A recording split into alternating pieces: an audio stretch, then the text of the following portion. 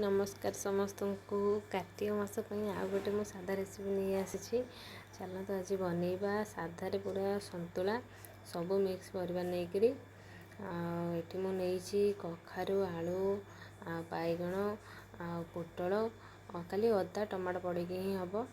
चलते प्रिपेयर करवा संतुला परिवा सब काटिकी पानी रे भलसे धोईकरी रखिदेबा। तापर अदा टमाटो तेजपत्र भृषंग पत्र सब तेल टिके फुटण टे फुटे पकईकरी लुण हलदी आ चिली पाउडर टे सब पकई भलसे कषिदेवा।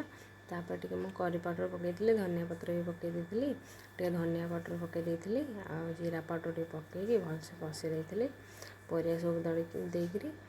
तापर ये किसी घोड़े देवा घोड़े कषा तापर टे पानी देकरी छाड़देवा। तापर देखो संतुला रेडी ता टे कस्तूरी पत्र गरम मसला पकईकी टेस्टी टेस्टी संतुला खाइबे।